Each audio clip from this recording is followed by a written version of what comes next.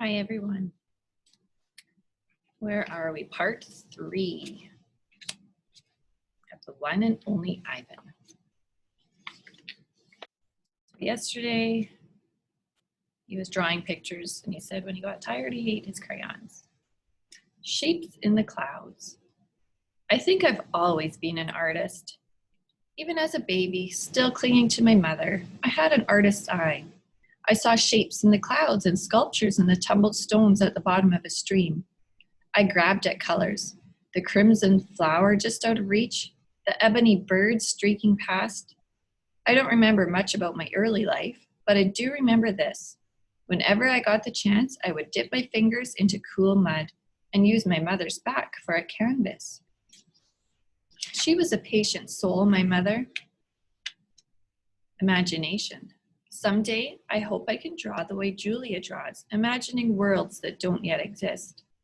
I know what most humans think. They think gorillas don't have imaginations. They think we don't remember our pasts or ponder our futures. Come to think of it, I suppose they have a point. Mostly I think about what is, not what could be. I've learned not to get my hopes up. The loneliest gorilla in the world. When the Big Top Mall was first built, it smelled of new paint and fresh hay, and humans came to visit from morning till night. They drifted past my domain like logs on a lazy river. Lately, a day might go by without a single visitor. Max says he's worried. He says I'm not cute anymore. He says, Ivan, you've lost your magic, old guy. You used to be a hit. It's true that some of my visitors don't linger the way they used to. They stare through the glass and they cluck their tongues. They frown while I watch my TV. He looks lonely, they say. Not long ago, a little boy stood before my glass, tears streaming down his smooth red cheeks. He must be the loneliest gorilla in the world, he said, clutching his mother's hand. At times like that, I wish humans could understand me the way I can understand them. It's not so bad, I wanted to tell the little boy. With enough time, you can get used to almost anything. TV. My visitors are often surprised when they see the TV Mac put in my domain. They seem to find it odd, the sight of a gorilla staring at tiny humans in a box. Sometimes I wonder, though, isn't the way they stare at me, sitting in my tiny box, just as strange? My TV is old.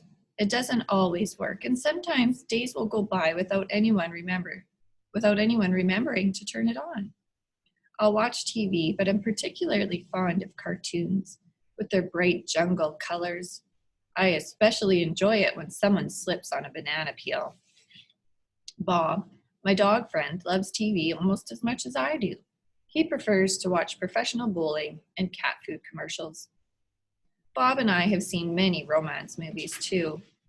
In a romance, there is much hugging and sometimes face licking. I have yet to see a single romance starring a gorilla. We also enjoy old Western movies. In a Western, someone always says, "This town ain't big enough for the both of us, Sheriff." In a Western, you can tell who the good guys are and who the bad guys are, and the good guys always win. Bob said Westerns are nothing like real life. The Nature Show. I have been in my domain for 9,855 days, alone. For a while, when I was young and foolish, I thought I was the last gorilla on Earth. I tried not to dwell on it. Still, it's hard to stay upbeat when you think there are no more of you.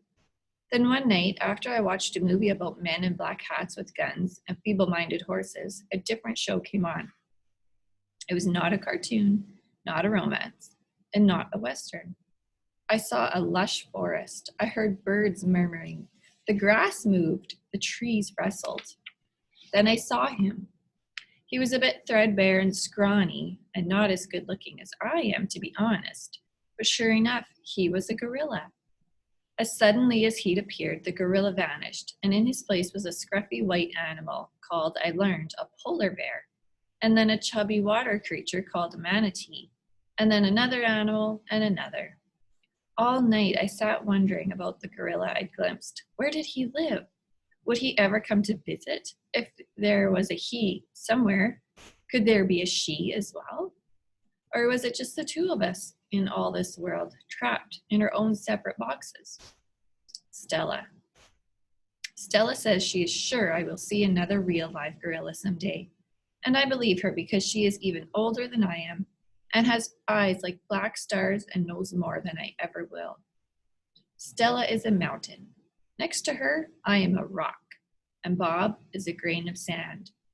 Every night when the stores close and the moon washes the world with milky light, Stella and I talk. We don't have much in common, but we have enough. We are huge and alone, and we both love yogurt raisins. Sometimes Stella tells stories of her childhood, of leafy canopies hidden by mist and the busy songs of flowing water. Unlike me, she recalls every detail of her past. Stella loves the moon with its untroubled smile. I love the feel of the sun on my belly. She says, "It is quite a belly, my friend." And I say, "Thank you, and so is yours." We talk, but not too much. Elephants, like gorillas, do not waste words. Stella used to perform in a large, famous circus, and she still does some of her tricks from her show. During one stunt, Stella stands on her hind legs while Snickers jumps on her head. It's hard to stand on your hind legs when you weigh more than 40 men. If you are a circus elephant and you stand on your hind legs while a dog jumps on your head, you are a treat. You get a treat. If you do not, the claw stick comes swinging. Elephant hide is thick as bark on an ancient tree, but a claw stick can pierce it like a leaf. Once Stella saw a trainer hit a bull elephant with a claw stick. A bull is like a silverback, noble, contained, calm like a cobra is calm. When the claw stick caught in the bull's flesh, he tossed the trainer into the air with his tusk. The man flew, Stella said, like an ugly bird. She never saw the bull again. There's a picture of Stella.